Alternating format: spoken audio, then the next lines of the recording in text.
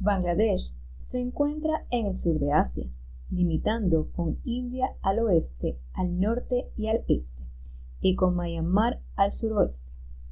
Está ubicado en la desembocadura del río Ganges y el río Brahmaputra, lo que lo convierte en una región rica en recursos naturales y biodiversidad. La historia política de Bangladesh es compleja y ha experimentado varios cambios a lo largo de los años. Entre ellos está el movimiento por la independencia. En 1947, India se dividió en dos países, India y Pakistán. La región de Bengala Oriental se convirtió en parte de Pakistán, pero los bengalíes orientales se sintieron marginados y comenzaron a luchar por su autonomía. En 1971, después de una guerra de liberación de 9 meses, Bengala Oriental se independizó de Pakistán y se convirtió en el país independiente de Bangladesh. En los primeros años de independencia, Sheikh Mujibur Rahman, conocido como el padre de la nación, se convirtió en el primer presidente de Bangladesh en 1971. Sin embargo, en 1975 fue asesinado en un golpe militar que llevó al poder al general Ziaur Rahman. Bangladesh ha experimentado varios periodos de dictadura militar en las décadas de 1970 y 1980. El general Ziaur Rahman gobernó hasta su asesinato en 1981, y luego el general Hussain Muhammad Errat tomó el poder en un golpe militar en 1982. Errat gobernó hasta 1990, cuando fue derrocado por un movimiento popular. Se tuvo una restauración de la democracia después de la caída de la dictadura de Errat. Bangladesh inició un proceso de transición hacia la democracia.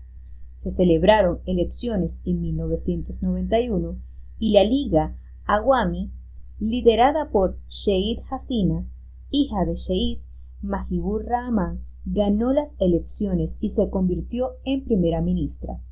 Desde 1991, Bangladesh ha experimentado alternancia en el poder entre la Liga Awami y el Partido Nacionalista de Bangladesh. Sheikh Hasina ha sido primera ministra en varios periodos, mientras que Khaleda Zia, líder del BNP, también ha ocupado el cargo en diferentes momentos. El mandato de Sheikh Hasina no ha estado exento de controversias. En el pasado, ha habido intentos de derrocar a Hasina a través de protestas y disturbios políticos. Estos intentos han sido movidos por diferentes políticas y descontento con su gobierno. En Bangladesh, el ministro tiene un papel significativo y a menudo se le atribuye más poder que al presidente.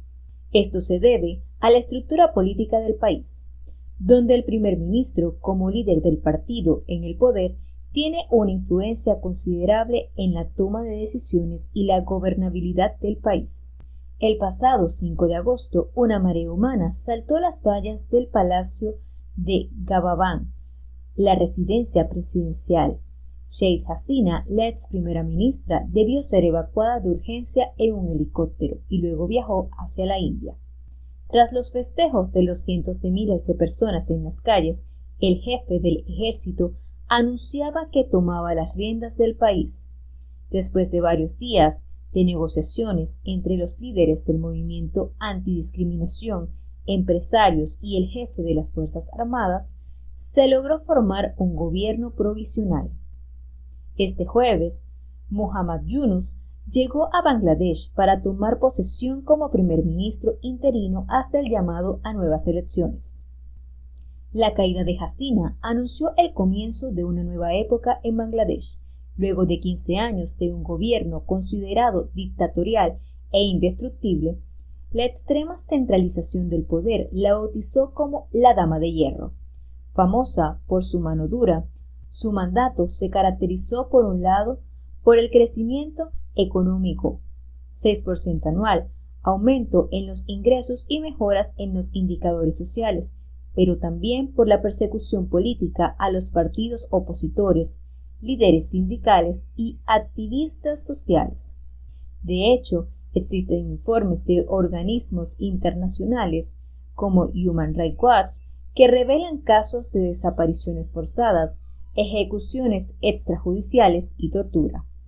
El detonante fue la restauración de la ley de cupos por el Tribunal Supremo, que reservaba un 30% de los empleados de la administración a los familiares de los héroes de la guerra de liberación contra Pakistán. Para la juventud, esto significaba perder las pocas oportunidades que tienen de asegurarse un futuro en medio de un mar de pobreza extrema.